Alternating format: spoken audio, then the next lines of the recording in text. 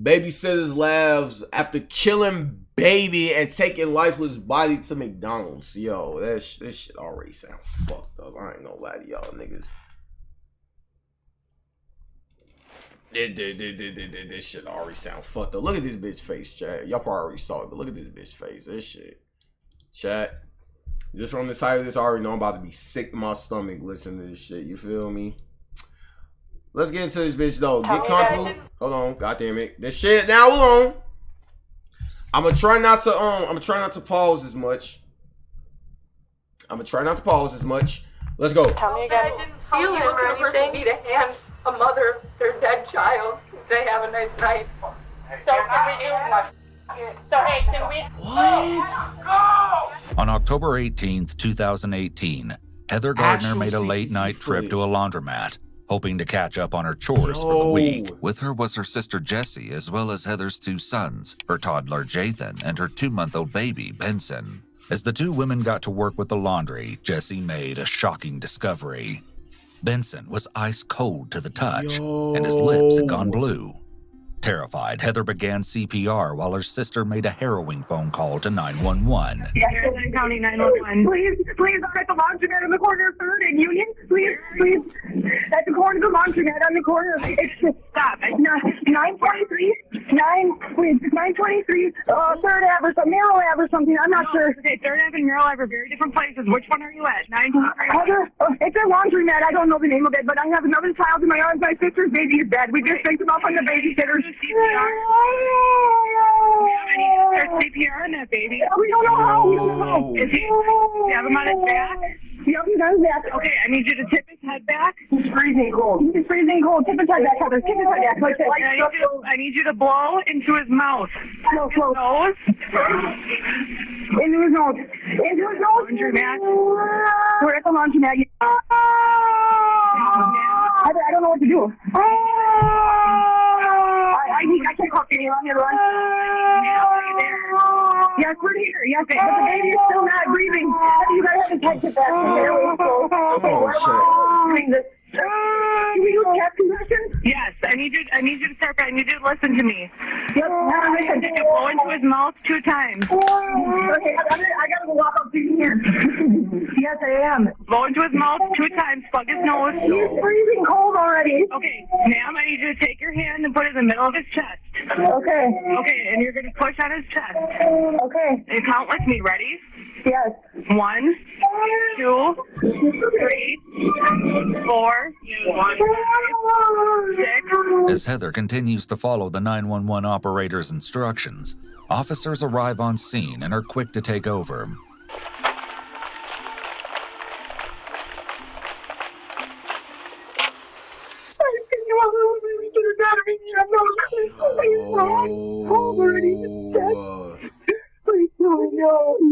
Are the police in there? Yes. Okay. I just came up with the baby and I took my clothes and I took them off. It was cold. It's not moving. I can't do this. When the ambulance finally arrives, Benson is rushed inside for life-saving measures.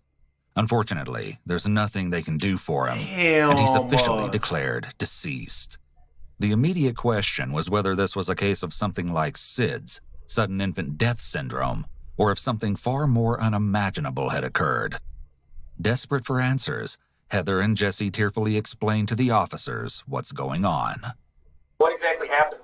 We just picked him up from the babysitter. I took him out of there and he was cold.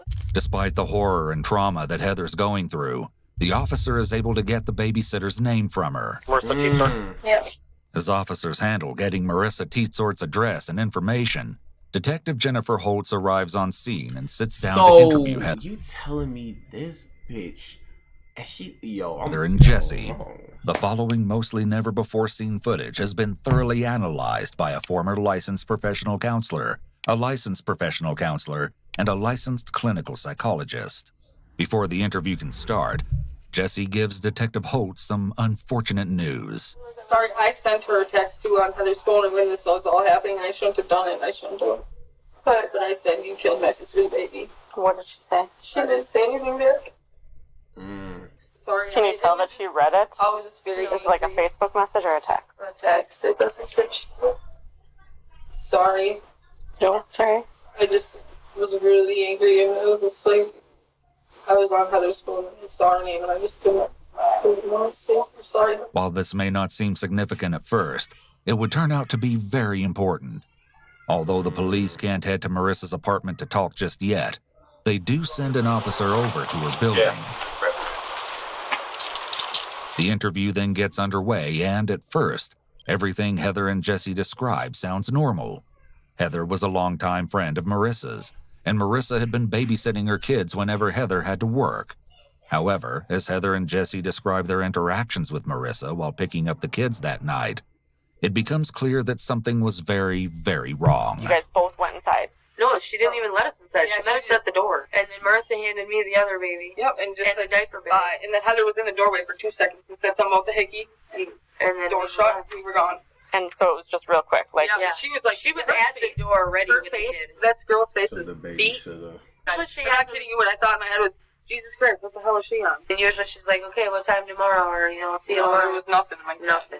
this is super unusual. She Usually I go in the house and I help her at least pack the kids in their car, the kid, Yeah. baby in his car seat, and What was Or take what was Jason. Adam doing? Just sitting on the couch? or sitting what? on the couch with his baby. Was he like acting weird, shaking anything? I didn't just even barely look at him. It was dark in there. All that was on was the TV. Like, she just seemed so weird to me. Yeah, but she was never really there. But it was. But it was very. I know Marissa, and it's just.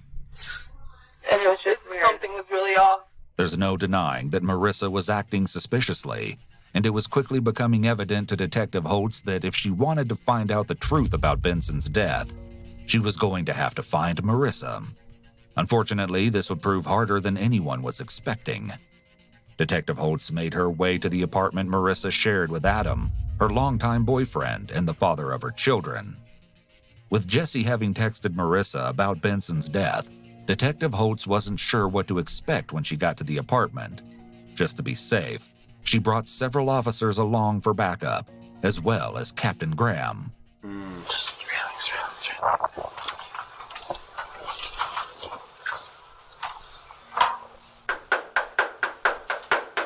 Marissa, we're not going away! Open the door! It soon became evident that no one was going to answer the door, leading officers to take drastic measures. Police department, arrest warrant.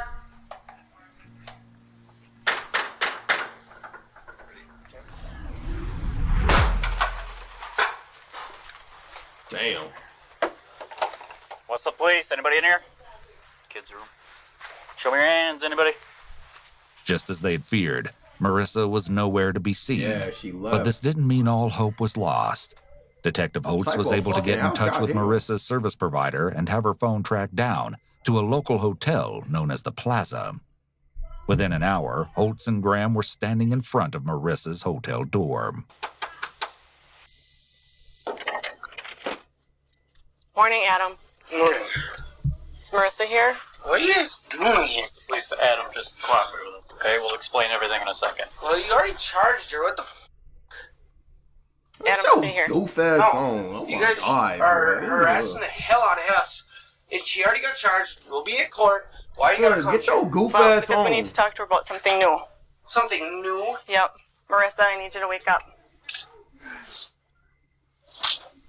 Why are you guys here? Because we wanted to get away. We got From what? everything. Isn't it against the law to come stay at a hotel room for the night?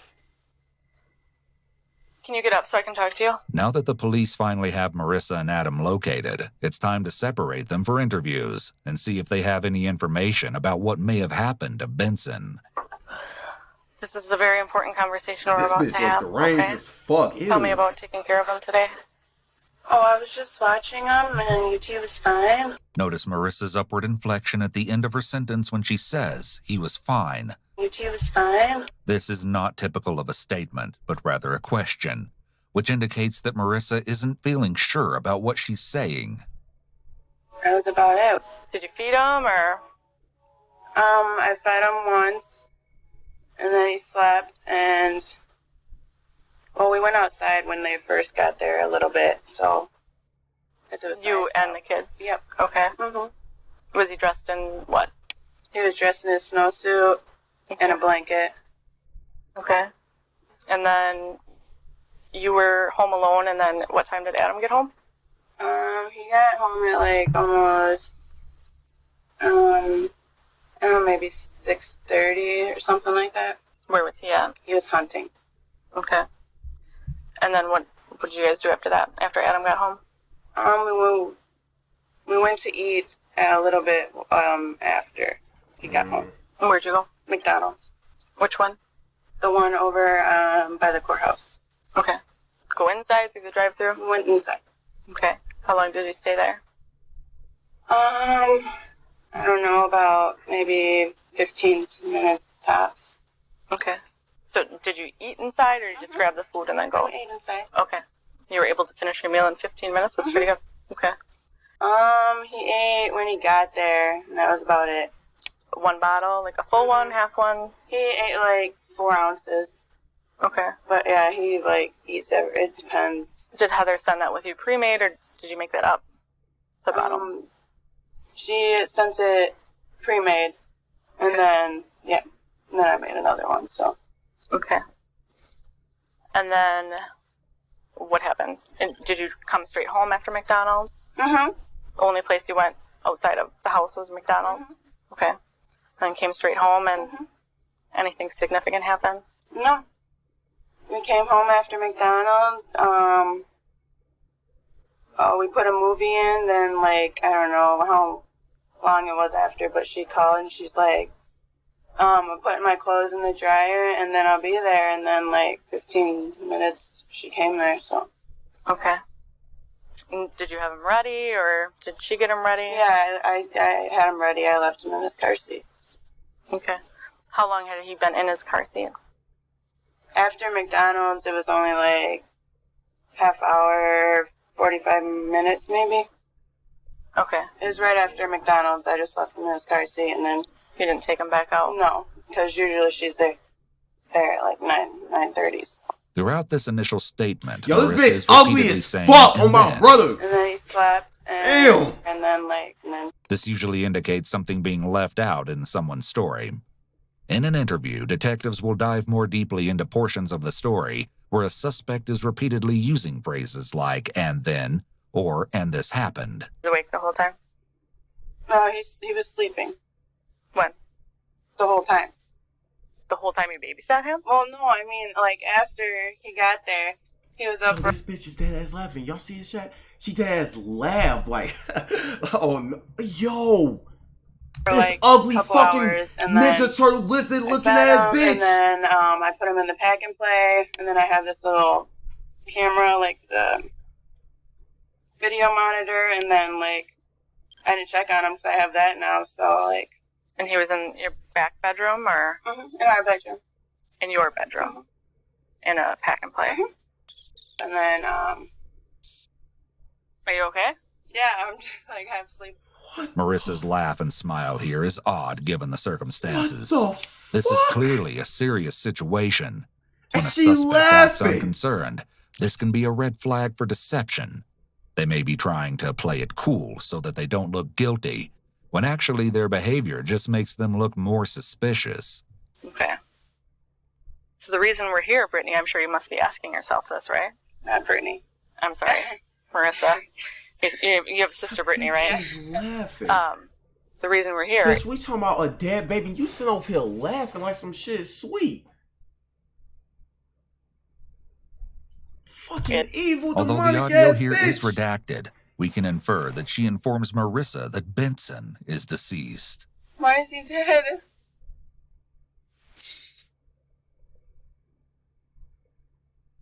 We were hoping that you could This shed bitch some light on really that. forcing herself to cry, chat. I don't know what.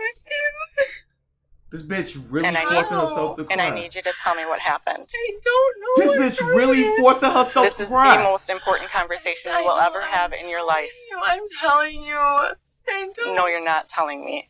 You didn't tell me last time, and you're not telling me now, and I need you to tell me the truth. Heather Yo, this is deserves sick as fuck knowing to know what she just happened. forcing herself to... As Detective Holt states, this isn't the first time that Marissa is being questioned about potential child abuse. In fact, it's actually the third time. Really? 2 months prior to Benson's death, Detective Holtz was called to the home Marissa shared with her boyfriend Adam after a child sustained severe head and face injuries while in Marissa's care. While Marissa and Adam claim the child just had an accident, Detective Holtz is determined to figure out the whole story. Mommy, Okay. nothing to hide. And Adam, when you say that the child fell off the couch, did you witness that or? No, but, I mean, Marissa's one of these people that, I mean, she resorted to drugs because her kids got taken away to the point where she was a rack of bones, and the only way we got her to go to the clinic and get clean, and she's been clean for 4 years now, is that we told her we were going to sign her into rehab. And she doesn't want to get forcibly put in. Sure. So, that's fair enough. but she has no reason to lie to me. And I mean, whenever she babysits kids and we have other people that she watches for, this coffee table gets put in the living room, and then the kids get put toys on. Okay. And the toys all come out on the floor. As you see, they're here. Okay. I see this is like a matching set. Are they the same? No, they're not a set. Okay. They just happen to be the same color. Okay, got it. This one I got for free up in Merrill, and that one we've had for a long time. Do you know which couch in particular? It would have been this one. On that side of the couch, sleeping. It was over here sleeping, and she just went to the bathroom. And she was literally just pulling her pants up, and she heard her crying. But, I mean, bitches like they are, and can't come talk to me about something, or come talk to us before they go and get you guys involved. I mean, she obviously fell and hit a toy or something, and Marissa's not gonna go and beat a kid. I mean, she was as a child and stuff, so she's very protective of kids. I mean, what the fuck is this? Is all ridiculous. So I'm getting a little upset about it. No, I know, and just calm down. Everything's I can't calm fine. down because, like I said, I got f***ed over by social services too many times. I try to work with them, and look, he's our 5th child. I got pictures of my kids here, and that's all I can do. That's all I get to see of them is pictures. So there's nothing I can do about it. stop beating your Adam isn't kids, getting you into dumbass specifics nigga. here. He's referencing the fact that 4 of his and Marissa's children were all taken by social services. Had social services known about their 5th and youngest child, he also would have likely been taken. Detective Holtz and the women from Child Services wait around in the apartment for a while until, finally, Marissa arrives home. Oh, hi. Hi. Marissa? Yep. Walks right by Been on the dogs, walking the house, over to the bathrooms. Hello. So I'm Jennifer. I'm a detective with the West Police Department, and I've been assigned to investigate, follow up on who I understand you were providing care for. And these fine young ladies are from social services. So because there's a child involved and you were providing care for that child at the time social services gets involved. So I just need to hear from you. I was babysitting. She went to bed, so I decided to clean. And then I was like doing dishes, heard her screaming, and then stopped doing dishes, and then fell off the couch, and there's a bunch of toys. Because usually I have her sister, so she like follows her. So I had a bunch of toys out in the living room. Okay. This bitch ugly as So shit. you were doing dishes and you heard screaming. Mm-hmm. Was she sleeping or? Yeah, she was laying there. Yep. And she must have rolled off. And then I stopped doing the dishes and she was on the floor. And all she had was rug burn. And then she had bruises, so she must have hit a toy. What toy was on the floor? I had I had a bunch of, this table was out. And I had a bunch of toys, in the middle on the rug. Okay. Do you know which toys were? A bunch. I took a bunch out of the toys. Yep. And she was sleeping on this couch. She must have rolled. But I take the table out when I visit. It's an immediate red flag for deception that Marissa fails to incorporate any of her own emotions during her account of what happened. Most people who are telling the truth will include their feelings during the event. However, it's typically difficult for a guilty person to fake emotion. So guilty individuals will often opt to keep their emotions very neutral, even if it's completely inappropriate to stay neutral given the circumstances. Has anything like this come up with you before? No. As far as a child being injured? No. Are you sure about that? Were you talked to about a year ago for a child that was injured that sustained a skull fracture? Oh yeah, that was not me. You were providing care for her? Well, yeah, I was, but I don't have any child abuse, no nothing. Okay. Where is kids? So like, I love kids. I don't beat them, nothing. Okay. I always babysit people's kids. Like, I wouldn't even let a bitch look like that, baby, even go anywhere near my fucking kids, shorty. You got me fucked up. Noticeably, Marissa also doesn't flat out deny these prior allegations. I love kids. I don't beat them, nothing. In theory, it should be a flat out denial, but she just can't seem to get the words right. Something that will surely stand out to detectives. Talking about how much she loves kids is still not a straight denial of her allegations. It can be difficult for a guilty individual to make a false denial, as their body will automatically start showing physiological signs of anxiety. With an ongoing child abuse investigation against Marissa, social services informs the couple that their baby son won't be able to stay with them. Adam doesn't take the news very well. Place with relatives. If we don't have a relative, then we have to look at foster care. So I need you to give me some relatives. We place with friends at this point. So do you have a brother or sister or an aunt, uncle, mom, Adam dad? does. Does Adam? Okay. Adam. So it's No, they're not. investigation. There has to go to your dad. No. So They're can not we do? taking my kid. So hey, can we? Go! Go! Adam, stop. Adam, stop. They said with family. No! Until investigation is over. I wasn't here! Your dad. My dad cannot watch it. You guys can go. Or I can leave and he can watch them. You guys can do Yo. it. Go. Can I just live with her until the investigation? You need to leave. We can't leave. We can't leave now. Just wait. Yeah, he wasn't here. He can take them. No, you can't leave with the child. You cannot leave with the child. Adam, stop. You're stopping and you're scaring the baby. You're scaring my baby. Get the out of my house. I will go. Can that work? I'm sorry. We need to sit down and have a civilized No, conversation. you need to leave. Adam, just stop. Adam. I told you guys, if you think you're taking my kid, you guys can Adam, go. I will leave and No.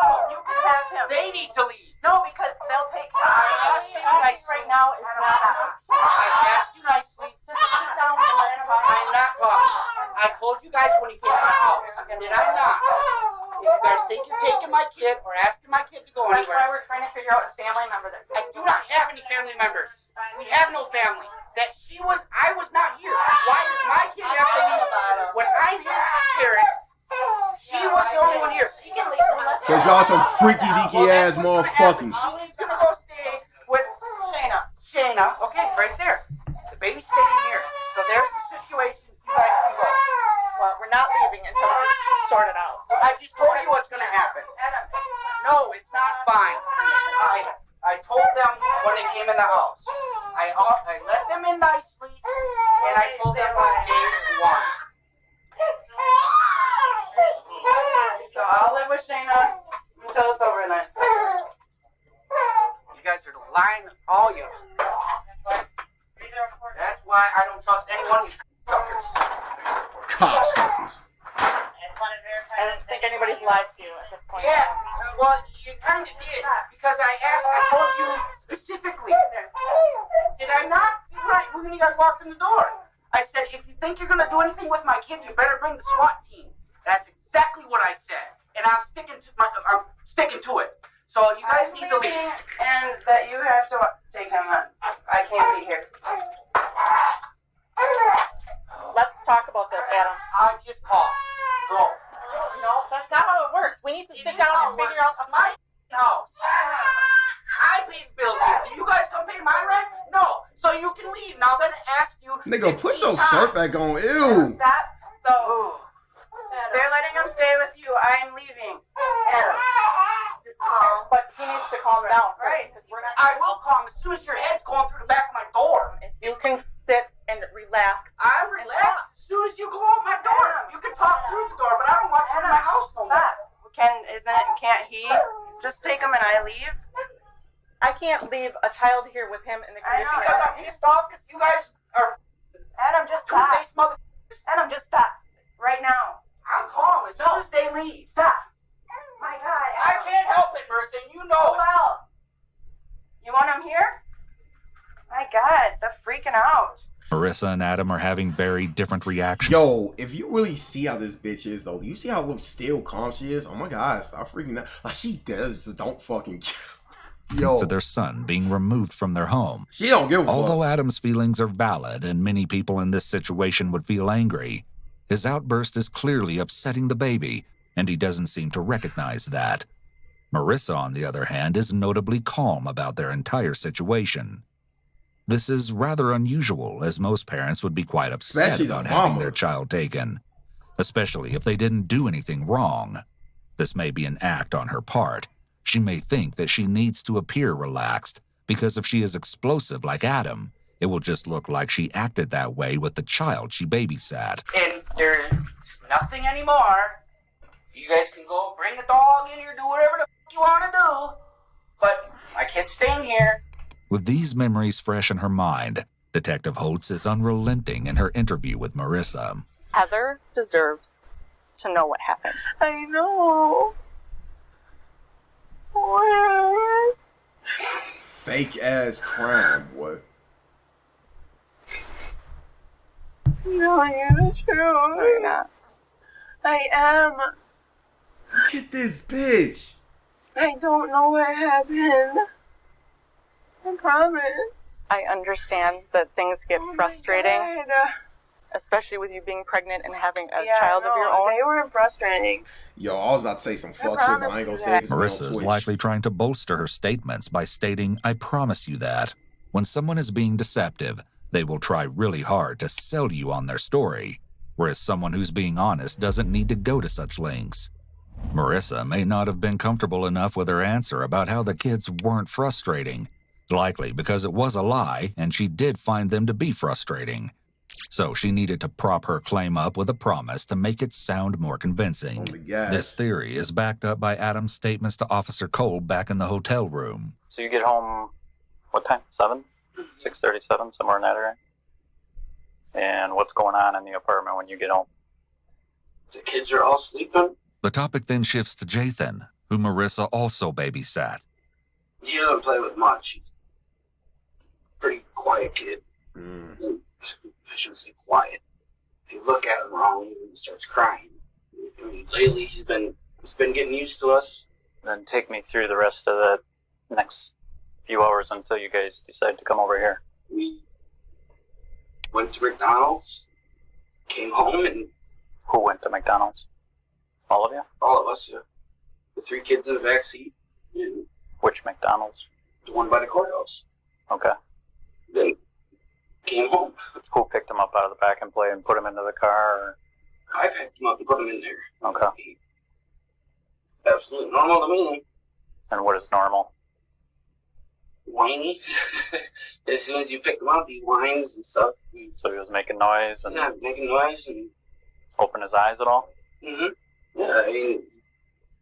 crying and everything else. Adam describing Heather's kids in such negative terms is concerning. Referring to a 2-month-old baby as whiny is especially unusual, because it's normal for a baby that young to cry. That's right. The fuck you mean whiny? Nigga, right, he's a little baby. Of course he's gonna whine. That's what babies do. They whine, they cry.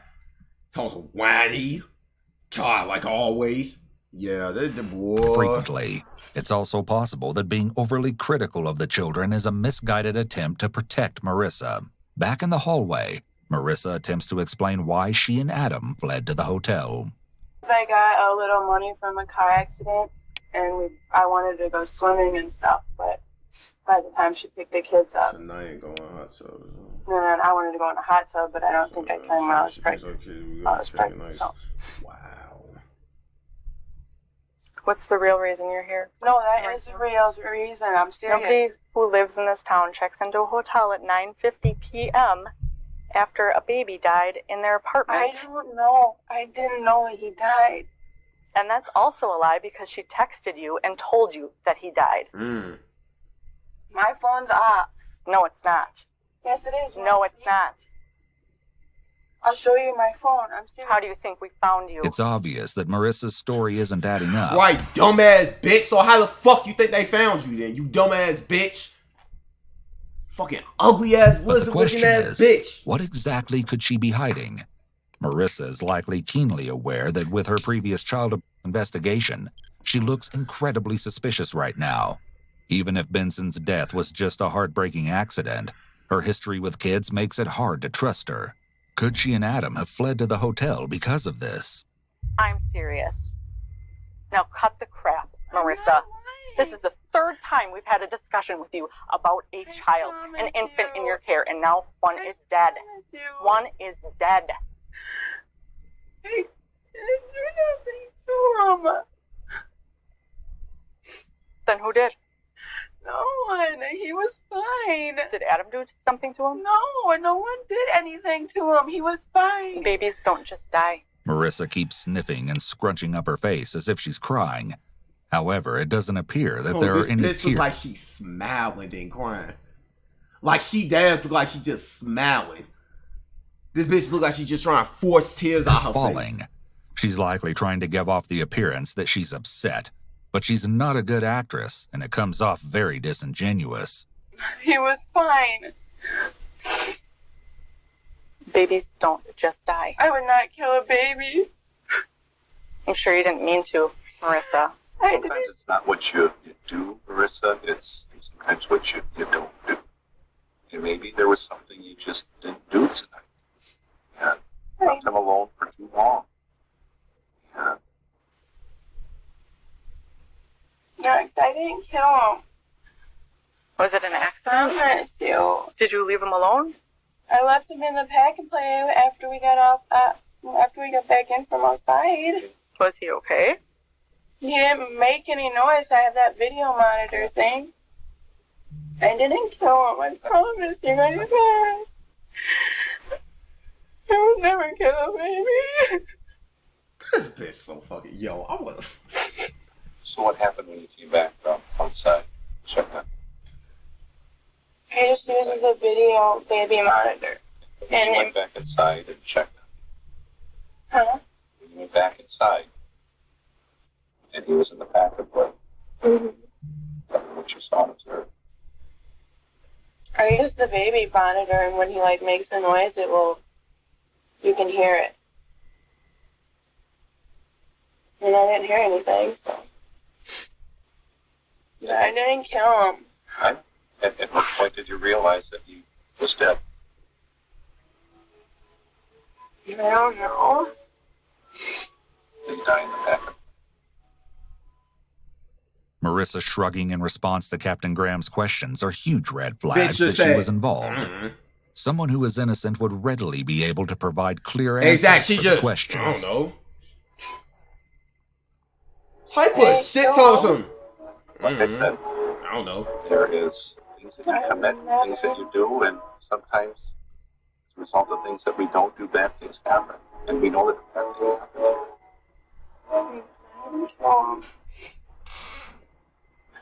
When did you know Marissa? I didn't kill him. I know. We know. Accidents happen. I thought that baby monitor thing would be fine. So I didn't check on him.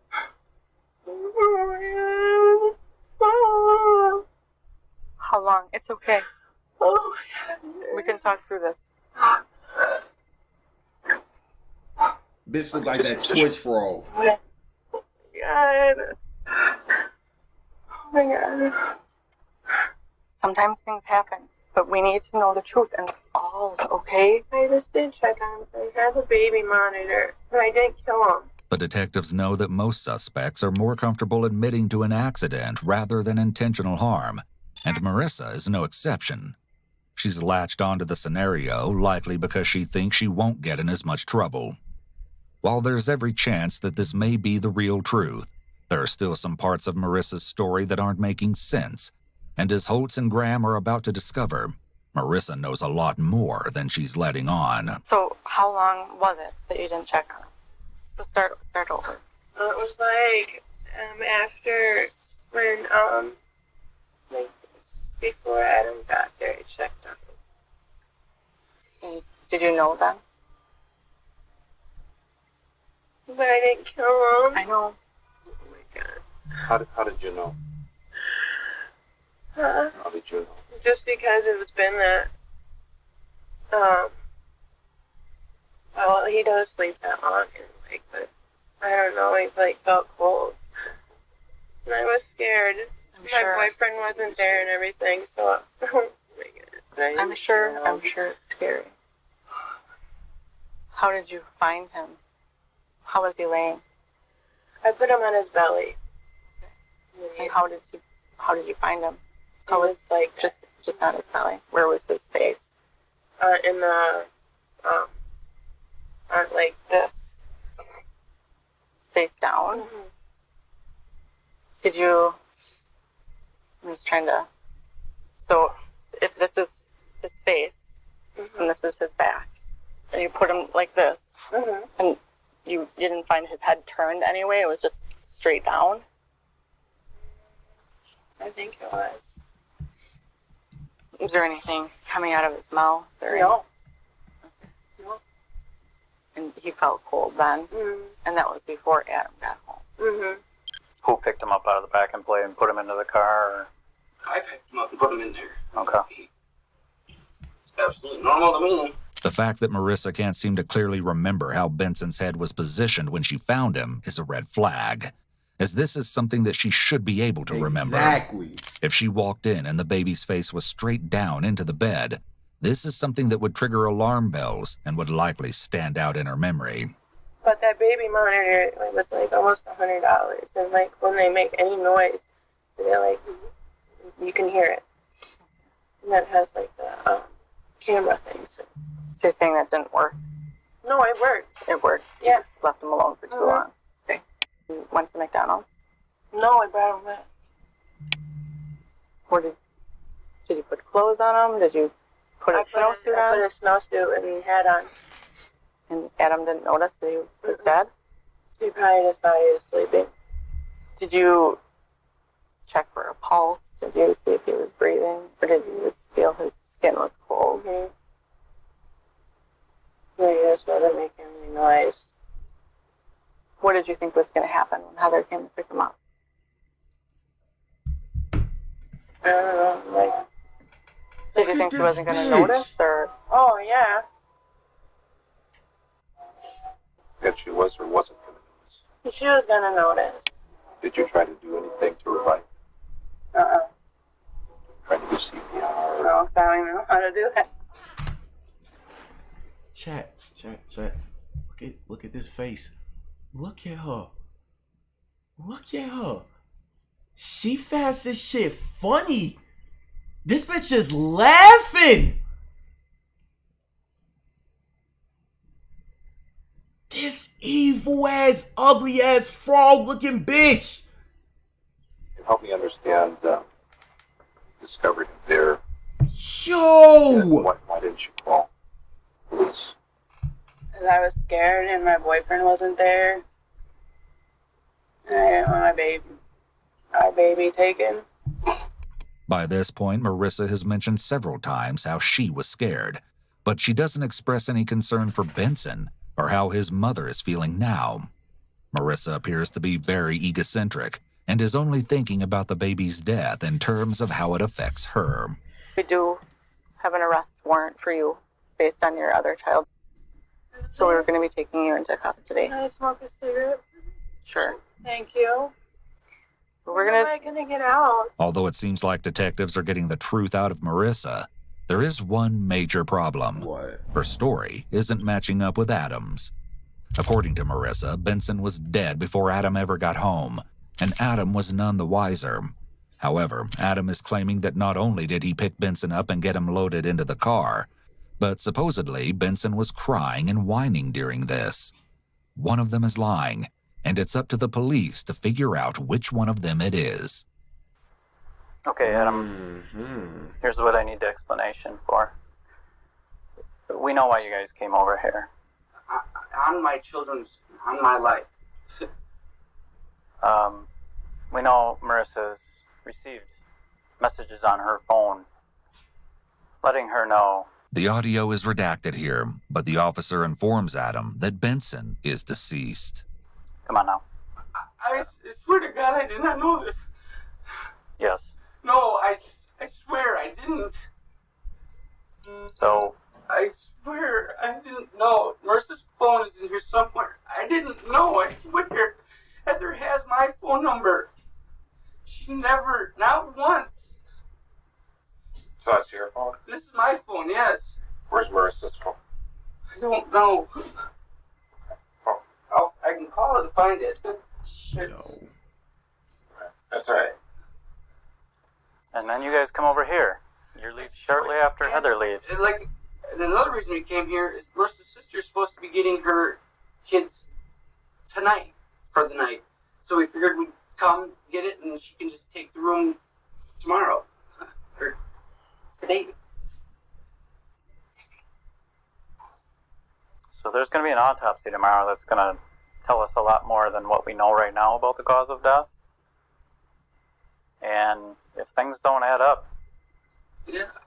because right now I'm seeing a lot of red flags about why you guys came over here. No, Why nobody? There appears to be two options here. He's either telling the truth about part of what happened, meaning he did get Benson out of the pack and play, but he knew the child was dead. Or he's lying about being the one to get Benson out of the pack and play because he thinks this will protect Marissa from getting in trouble. Accidents happen, but there needs to be some sort of explanation that has to come from one of you two. Or both of you. I don't Fuck know. him. I mean, both of these I mean, motherfuckers will suck my babies dick, that- boy. Backwards. Kind of a Phone setting them. issue that they suffocate accidentally. I've seen children that were given too much medication because they were too fussy, too whiny, and so the caregiver was trying to get them to sleep or, Officer Kolb is offering up more acceptable reasons for why Benson may have died. He's being careful not to portray Marissa as being a cold-blooded killer because he knows that could make Adam shut down from the conversation. However, if he can sow a seed of doubt in Adam's mind about how it could have been an unfortunate accident, Adam may be more willing to provide information that could be helpful to the investigation. IQ on phone and grade.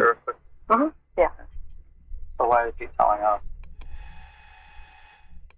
They're leaving to go to McDonald's and Benson was alone. Because he's probably scared. No, he didn't know. He don't know. What would he have to be scared of then, Marissa? That I'm going to get in trouble or go to jail. Yeah, he doesn't know. Why would he be covering up for you if he doesn't know that you did anything wrong? Remember we talked about being honest? I know. Yeah, man. Don't freak out where she said they're going to risk it. So, I got to pee down, so I'm saying, well, I'm going to see Jess tomorrow. But, You know what's going on, right? What's going on? Oh, God. The bedroom. What did you tell me? She got on when Heather got there? No. When you guys were going to McDonald's.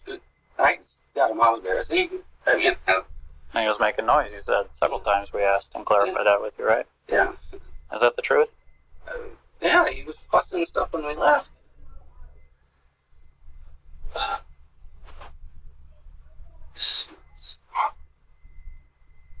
We just don't want this situation complicated by lies. Obviously, we're all just trying to figure out what happened. I know. And Marissa's made some admissions to some things, but there's just some little things that aren't matching up with what you're telling us and what she's telling us. I just don't know. I mean, I don't remember. I get him out of the bedroom, or did you, or when we went to McDonald's? I don't know. no, I did.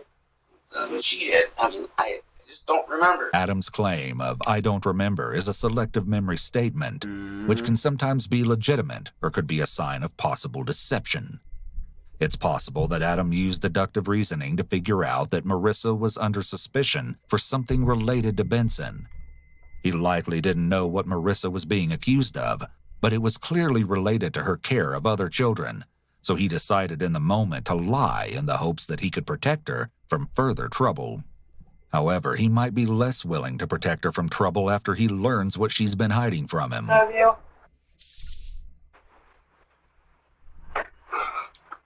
So, Adam, what she has admitted to out there while we were talking in here is that while you were out hunting, She already knew? likely suffocated, and that Did she tell me? of course, she's probably freaking about that. And even when you came home and went to McDonald's, she's saying she knowingly put and into the car, leading you to believe he's alive and well, and he was dead all that time. Yo. And do you understand? We're not here to argue with you, fight with you, or nothing. We want what's best for the kids. I understand. Okay? And I think you do too. I do. And I even think Marissa does. She does. But she has a poor way of doing it, I guess. I mean, you can ask anybody that we live around. I mean, everybody gets in a mood where they don't want to be bothered or whatever. But normally when that happens, I mean, she'll tell me, and then I'll take care of her, and she can go take a shower and do what she's got to do. That's why every time this happens,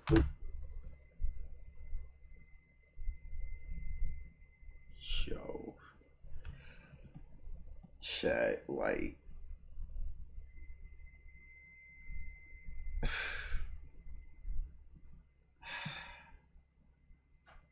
what's up with motherfuckers killing babies? Last video we watched with that evil ass mama, where she decapitated that baby, and now we got this shit. Chat, I don't know. That's why I told her I didn't want her watching any kids. As Adam waits at the hotel to deal with CPS, Marissa agrees to go back to her apartment with Detective Holtz in order to demonstrate how she found Benson. If Detective Holtz can clearly see how Benson was positioned, she may be able to determine if his death was the result of an accident, SIDS, or something far more sinister. We have these dolls just because it makes it a little more realistic as far as like facial shape and things like that. What I want you to do is just like walk through exactly how you put him down. Grabby. Okay. Yeah, so then I just put him in Bitch here, is and then I laughing. set camera on, and so I put him in here. Smart, what and did you put the type? blue blanket on. So when we were at the hotel, you were talking about like his face was to the side a little bit. Yep. Can you show me exactly how his head was? I know his body probably isn't It's not good. right. This isn't completely anatomically correct, but if you could just show like how his face was. I realized that his body was flat, and it wouldn't turn up like that, but was it to that side specifically? So to his I think right? so, yeah. Although Marissa's been laughing and smiling throughout this demonstration, she's likely still feeling some anxiety. If we look at her hands, we can see that they're almost Can you go outside? Shamar, that's not up to me. It is hot as hell outside. Chad, that's my little sister, by the way, typing. closed into fists, which indicates that she's feeling tense. Most caregivers would be traumatized by having a baby die in their care. Exactly. Having to reenact their last actions with the infant would likely be difficult and emotional. Wow. In stark contrast to this, Marissa appears to be completely unaffected. I miss my However, other this sister image in of the her chat. clenched hands may provide a glimpse into her inner stress. Did he have a nook? No. Okay. Just the receiving blanket and then his blanket. So the receiving blanket was already folded up and laid down before you came in here. When would you have done that? I think I did it. I laid him on the couch. And when you found him, exact same position, or was he different? I think he was in the same position. Okay. I need you to really try hard to remember, because this is important. I know. Could he have been in a different position? But was he still in the middle? Yeah, no, he was in the middle. I think he was in the same position. Based on her frequent responses of "I think so," I think it seems like Marissa is making things up as she goes. Okay, so walk me through how you determine that he's not alive. Because I picked him up and he was really cold. How did you pick him up? I just went like this. Okay, and what did he look like? He was just cold. Marissa is completely unemotional. Look how emotional bitch is. Oh, I picked him up like this. Oh, he was cold. Yeah, he was real cold. Like, it was weird. I was like, yo, come. Yo, so many words I want to say, but we on Twitch, so I'm gonna fall back. Once again, she fails to mention any of her thoughts and feelings when she discovered Benson was dead, which could be a sign that Marissa is being deceitful and hiding something from the detective.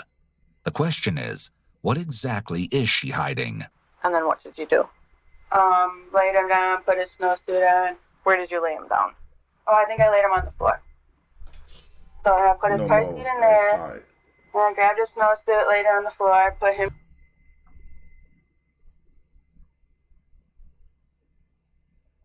You gotta ask Grandma.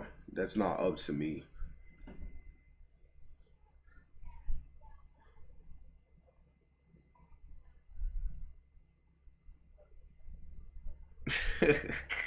him in the snowsuit, and then put him in his car seat with his blankets. Okay. So you carried a and then where did you put the car seat? I think I left it in there. With the door open or shut? With the door open. I left him in there, put the door open, and then Adam got here, and then we left. Leave him in the car seat, in his snowsuit, there. And you laid him on the floor, but you don't know CPR, no attempts to call anyone or research anything online to CPR, really. Did you see if there's anything maybe stuck in his mouth or... No, okay. And you said no knock. No knock. Okay. As Detective Holtz is listing off logical responses to finding Benson dead, Marissa simply nods with indifference, perhaps implying that there was another reason that she didn't try to investigate Benson's unresponsiveness. Do you always leave the baby monitor on, or how do you guys... Just when I have him back there. We just got it on Tuesday, so... Okay, so how did you... So you had it back there, you had the baby monitor on, or no? Okay, and then what did you... Was it facing there? Where were you sitting? Yeah, I was facing right there, and I was right here. Okay, so then when did you turn it off? After they left, and we left. Okay, how did you turn it off? What do you mean, like, I just turned it off? Turn it on and turn it off. So it surprised you to know that your baby monitor is unplugged? Is it? Yeah. I might have unplugged it, too, because you have to charge these, but I did have it on and everything. Why would you unplug the camera? What? The camera. Because, I stopped using it. When I stopped using it, I just unplug it. I did have it on and everything. Are you sure? When you're done using it, you just turn it off. I promised on everything. I had it on. Marissa making promises are likely attempts to bolster her lies. Phone him great. Having gathered all of the relevant information at the apartment, Marissa is officially arrested and spends the rest of the night in jail. Ugly ass bitch. Although it seemed Marissa was telling detectives everything she knew about Benson's death, his autopsy came back with shocking results, Here we go. prompting Captain Graham and Detective Holtz to bring Marissa in for one more interview. There you go. Hi. Hey. Well, as we discussed the other night, I attended the autopsy, so I just wanted to follow up with you and give you some information regarding that. So, but I have to review rights again, and it seems a bit redundant, but... This room setup is not ideal for an interrogation, as there's a huge table between Marissa and the detectives. It would be better if there was no table at all, so that the detectives could observe Marissa's entire nonverbal communication, instead of having half of her body being hidden from view. I can say, without a doubt, that what you're telling me is not true. He's got very severe injuries to his head. Yeah, I don't know how. I'd like to give you an opportunity Yeah, to explain yourself. I promise you I did not do nothing to him. Promise. That's why I asked you. I know. Bitch finna fake No, cry he did again. not fall. Did he roll and tumble just a little bit first? Not that I've seen. I did not do anything to him. Marissa uses a qualification phrase when she says, "not that I seen," which gives her an escape in the future, allowing her to blame her faulty memory or say that she didn't see what had actually happened. Based upon what the doctors saw, based on what Jen saw, is that the child did not die as a result of not being able to breathe. And I'm hoping that, based upon your relationship with Heather And based upon the genuine love that I know that you have for children, it's important that Heather knows what happened. I didn't do anything to him. Because something happened in that apartment, and you were the only adult there. I know. Based upon what you're telling me, it could How have could been you just Adam. kill a fucking baby? Could have been. Yeah. Or could it? No. But Adam came back at some point, and you've seen, and we've seen Adam get upset, really at the snap of a finger. And are you sure that he didn't do something to him? I'm sure. The thing is, Marissa, is that science doesn't lie. I know. There's absolutely no doubt. You like to think that you're not some cold-blooded person. I'm not. And I want to believe that you do genuinely love children. I see it. I see it with you in person. I see it with the baby that you're carrying. And I'm sure you had a bond with Benson because he's been watching you for quite a while. I did not kill him. I could never kill anyone in my life. Let's not even use that word. As Marissa gets emotional for the first time in the interrogation, she uses the word kill. It seems that what may have triggered her tearfulness is when the detective started talking about how Marissa loves kids and may have had a bond with Benson. Earlier in the interrogation, Marissa seemed to be avoiding the word kill, instead saying that she didn't do anything. Sometimes these non-specific statements are used by deceptive individuals because it allows them to dance around having to be more specific. An innocent person is more likely to be straightforward and use necessary language because they want to ensure it's clear what they're denying. A deceptive person may prefer to avoid using such explicit language because it means they will have to look the detectives in the eye. That's crazy how you can just know about human, like, psychology like that. Well, how the fuck you say that? How the fuck you say the word? It was not that you went to sleep, Marissa. It was not. So let's get over that. Wait, I did not do anything to him. Then what happened? I don't know. Something terrible happened. And you were taking care of him. And it's important for Heather. It's important for you. And it's going to look better for you, quite frankly, if you explain it. And this is your one opportunity. I could never do anything like that to any kid. That's why I don't want to think that it was intentional. I think it was an accident. Marissa, you have maybe more than I can imagine. A lot going on. You have this other case that was out there, which is a felony offense and is pretty serious. And you have other children that have been taken away. And you're on the road to recovering from some drug addiction. And sometimes the weights of life can become too much to bear, and you see yourself acting without even thinking, just reacting in ways that are outside of your character. And I wonder if something like that happened on Thursday, where, extra fussy because he's got some sores and just not receiving the feeding well and something like that. No, I could never. I love kids way too much. I could never, no. I hear you say that, and I want to believe you, like I said, but there has to be an explanation, and it's not what you told us. Suspects may be more willing to confess if they feel like the detective truly understands them and their situation. Graham and Holtz are both doing a really good job of relating to Marissa and being empathetic. In the Reed technique, it's important for investigators to appear non-judgmental, as that creates a dynamic in which the suspect may be more likely to open up. Was it an accident, Marissa? I don't know what happened. Like I said, Did you fall by accident? not when I was around. You didn't fall. Well, you were the only one there, right? I know. Yes. Hurt badly. I want to believe that it was an accident and you're not a monster. I'm not a monster. Please explain. Well, then it must have been an accident. Like I said, I just fed them, burped them, changed them, put them in the thing. And when did he hit?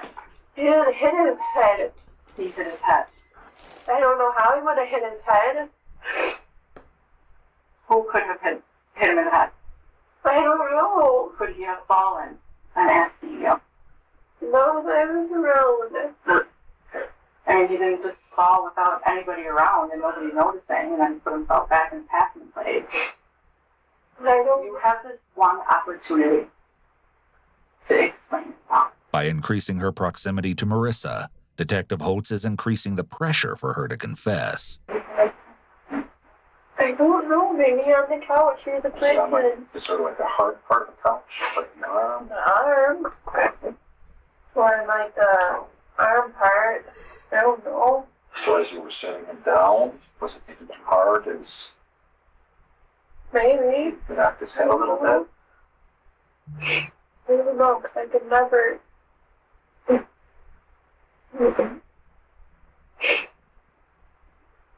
Show me how you're feeling. I'm sorry. I don't know, I just put him on the couch. Well, a child doesn't get ahead of musicians. Yeah. Okay, so I need you to, if you're going to tell me your truth, I need it to be 100% sincere. Right. I'm going to let you talk. Tell me what happened. Oh, maybe the couch arm or maybe the playpen, I don't know. What would you put me on? Just like that. I didn't throw my own, no, I can never do that. It's an interesting statement. Do you throw? No, I could never. Yo, this bitch is so evil, boy. Like, I could just, like, you could just see the shit, like, ugh! Lizard looking ass bitch, boy, ugh! Gently placing it on the couch. Neither Holtz nor Graham have suggested that Benson could have been thrown, so it's highly suspicious that Marissa suddenly Right, why did she introduces say this that? new She idea. said, I didn't throw him. When new language is introduced by the suspect, such as what Marissa has just done here, detectives will likely see it as a big red flag that the suspect has been hiding something. Marissa is still refusing to tell Detective Holtz the truth, so Holtz decides to play into Marissa's emotions and ask her how she would feel if it was her own child who died. Think of how terrible that would be. I know. And not knowing what his last second was like. Please help me bring that to Heather. You're not. Please. As a mother, she deserves to know what happened. And this is your last chance to tell me the truth. Otherwise, I am left to walk out here and tell Heather. But apparently Marissa is a monster. Because she can't even explain what she did. Even if it was an accident, please. You have to help me tell Heather.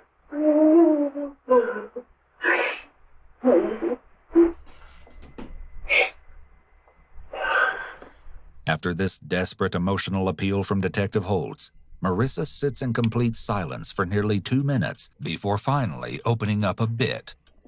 During this long pause, Marissa is likely trying to decide what she's going to say. Should she stick with her story about how she doesn't know?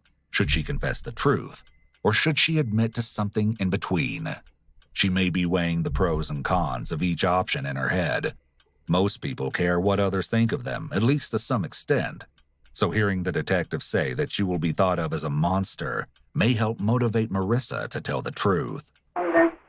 I don't know, maybe I put him down too hard, but I didn't kill him or anything. You didn't mean to. I don't think you meant to. No, could never. Where did you put him down too hard and how? Show me. I don't know, like that. Where? Maybe on the playpen. Which playpen? Your guys is the one you guys have. That's the only thing I could think of. How many times? Once? Twice? 2 times? Once, probably. The only thing I could think of. I could never. That's not true. I could never. So I don't know, I promise. You keep saying I could never, but you know what? You did. You did. I did not. That child had multiple injuries to his head. Not one time, and it's not from a playpen. I don't know where he could have got it from. I did not do it. On everything. I'm telling you the truth. No, you're not. Yes, I am. No, you're not. Yes, I am. I'm telling you the truth. Absolutely not. Unless it was harder. Could it have been harder? And could it have happened more than one time? Yeah, no. Because it's more than one time. Just once. But was it harder than that? I don't know. I didn't think so. And when you did that, did he stop breathing? I don't remember. You don't remember? That's pretty significant, Liz. I don't remember if the child died right in front of me. Right, that When shit a suspect so claims to have a up. memory failure, such as claiming not to remember I don't such remember. a major detail, I don't remember if the this baby can be a died. I don't sign of remember. deception. Marissa saying that she can't recall if Benson died right after she put him down roughly is a major red flag, as most people would remember such a significant event. How were you holding on to him? What do you mean? Were you holding on to his midsection and putting him down? How did you? I just put him in there, in the midsection. On his back or on his butt? I held him and put him in there. Did you let him go? Like, was it like this, and then you just let him go and so he kind of fell as well, or did you have hold of him and he went like this, or was it? Yeah, I think so. It was like this. Yeah. And then he. Mm-hmm. Okay. Then you take him. This is the packet plane, and you just throw him in the packet plane. Mm-hmm. Was it like a foot or two drop? I don't know, my foot or whatever. Well, if you're standing. Like, this bitch is smiling. Look at her. She bitch don't know if she want to be up. She just smiling. Yo, this bitch is. Yo, this. Never. Folk, why the fuck would you even let somebody that look like this even watch your child? Why? This bitch like a fucking fraud. If this is the back and plate, the top of the back and plate, and you're standing right here, was it from up here? Yeah, like my. Yeah. The pack and play that you showed us is one of those that has like an insert where it's up a little bit. Mm-hmm. Are you sure it was that pack and play or was it the one in the spare room? No, it's that one. And it has the mat on the thing. So you were above the pack and play and dropped them. With force? Was it, could it have been a throw? I don't think so. I mean, you're frustrated. Right. I get it. Throw. You tell me, okay? I need you to prove that you're being honest. Even if I want y'all to realize something. Even if this bitch was, let's say, ultra reality, like what this bitch telling the truth, who just throws a baby in some shit like this, like just throw it. You supposed to grab a baby, lay them down like this, turn their head to make sure they don't suffocate, so they can lay like this. Who just grabs baby and just go evil ass bitch? What I Boy, want this you bitch. to do is tell me exactly what you did, and if it matches up with the injuries that I saw, then I know that we've got a caring person here who is sorry for what she did. I am. I'm frustrated. Sorry. And in that frustration, go in. Is it your bedroom? Mm-hmm. And the pack and play is right there next to the bed. Mm-hmm. And were you standing right next to the pack and play? Were you standing by the door and just threw him in there? Standing next to the pack and play. Like, were your thighs touching the pack and play like this, or was the pack and play like that far away? And you just. Oh, no, not like that. So. Yeah. Can you show me? Like this. But just throw it. Just throw him in. Mm-hmm. So you had the baby, right? Act like this is the baby, chat, and you just went right there and you just went. So you at the baby and you just went.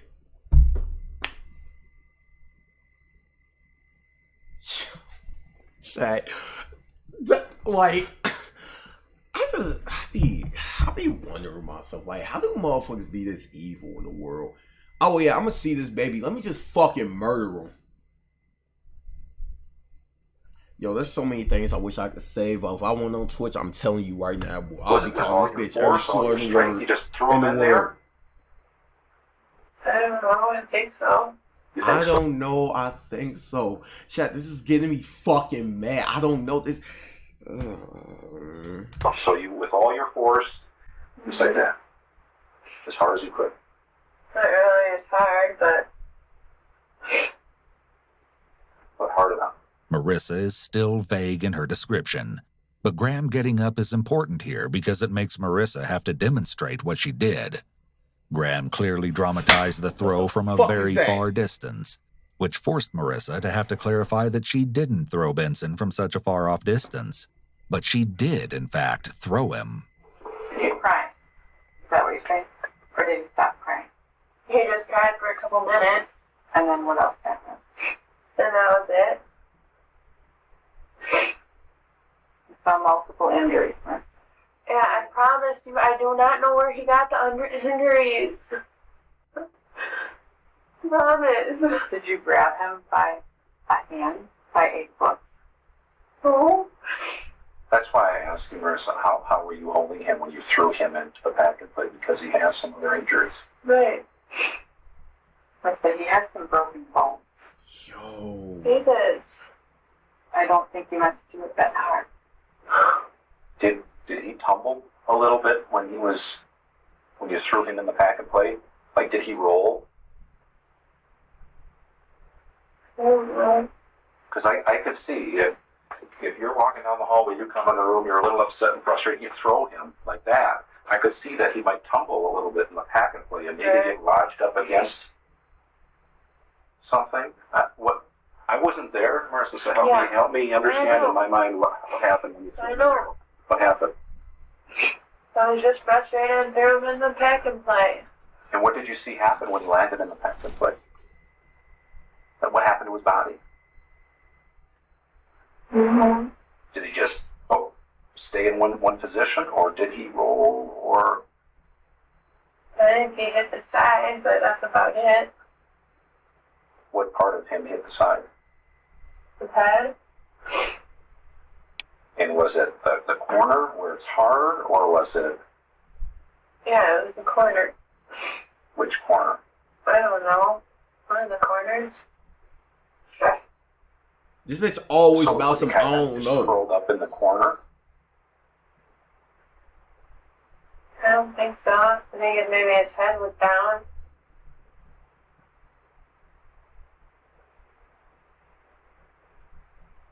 So you throw him in.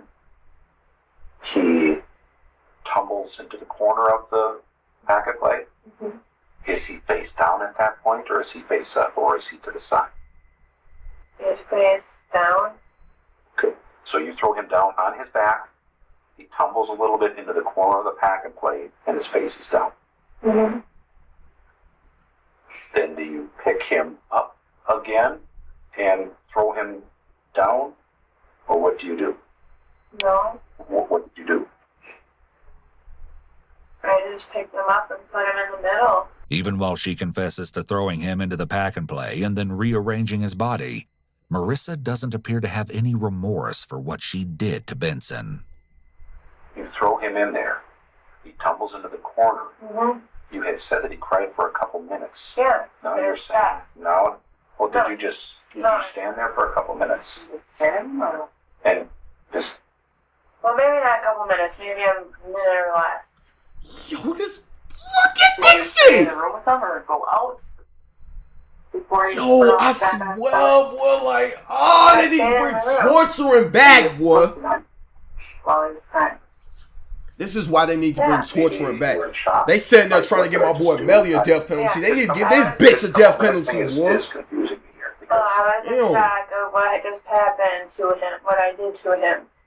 I was frustrated. You were frustrated, and what shocked you was the fact that you threw him into the pack and play very hard.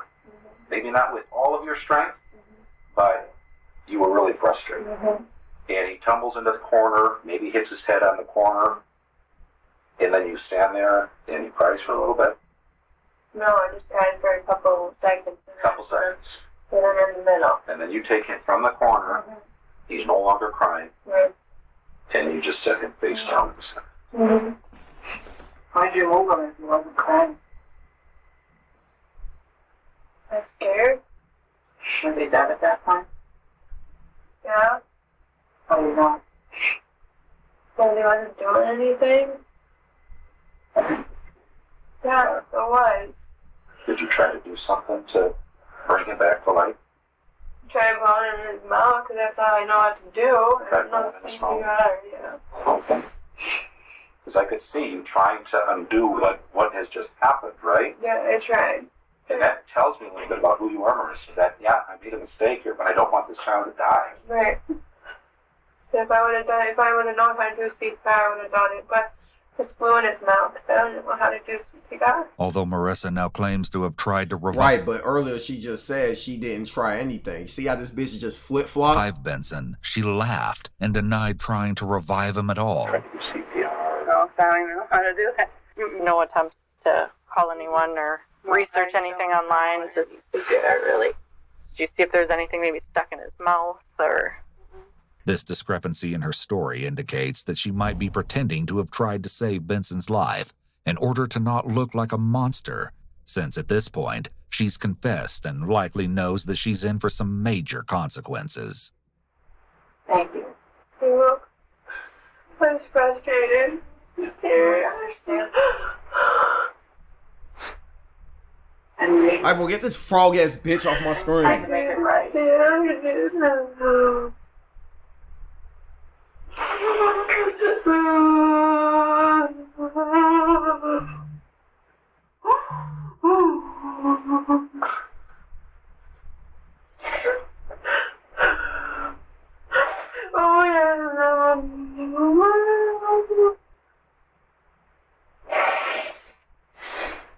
Although Marissa is sobbing, this may be in response to the consequences of her actions, which she knows are coming, not for what she did. I was scared to call 911 because Adam wasn't there and I had the other kids. I understand. Yeah, so I was scared. The reason she didn't call 911 is likely selfish. She was afraid of being apprehended.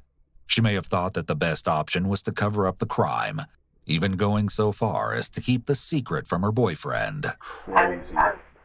Okay. I know. You're gonna get a high pitch fine.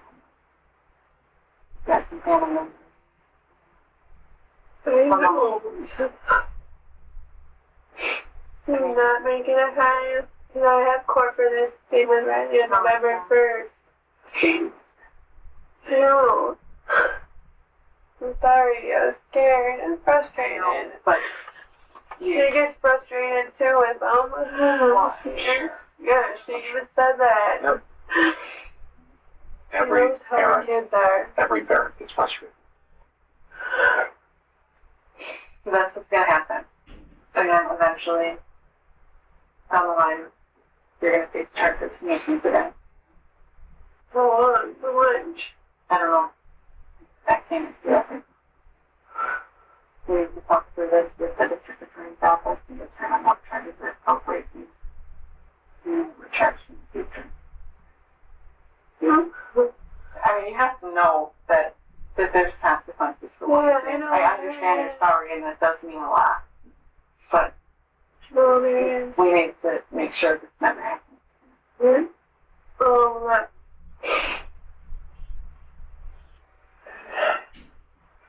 you have any other questions for us? Once again, Marissa shows that she's putting herself first by asking for a lower bond. That's what I just noticed. She also appears to be surprised to find out that she will be charged. It's almost as if she expected that if she just said sorry, they would let her go. Marissa is failing to see the seriousness of the crime and even attempts to deflect responsibility from herself to Heather. While sitting in jail awaiting trial, Marissa began to form relationships with a variety of... Look at this ugly ass demonic looking frog looking bitch! Yo, fool, look at this bitch! This bitch look like a tuttala! pen pals, promising that she would love them, be physically intimate with them, and move in with them after prison, in exchange for these pen pals giving her money. In a report written by Detective Holtz, it was noted that Marissa was especially good at manipulating people and was able to juggle all of these relationships while also manipulating Adam into believing that she wasn't cheating on him, so he would also give her money. Marissa also occupied her time in jail by begging the judge to give her a lighter bail.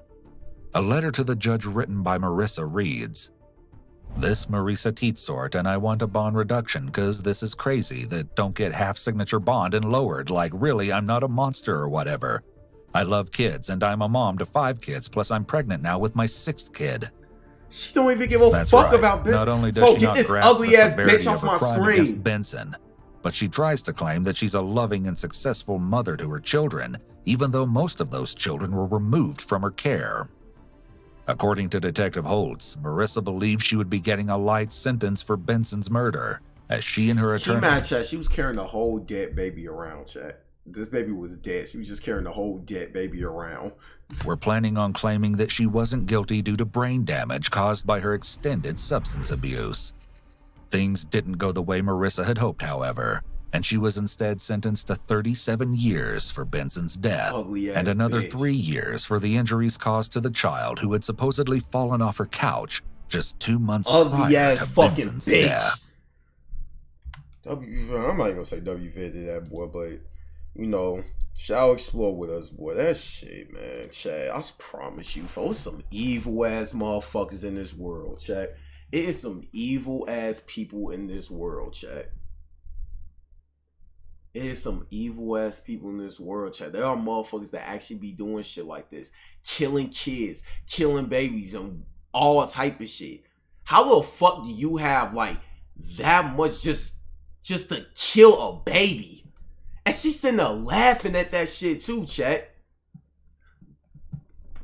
Oh, fraud looking ass, ugly ass. Oh man, don't get me fucking started.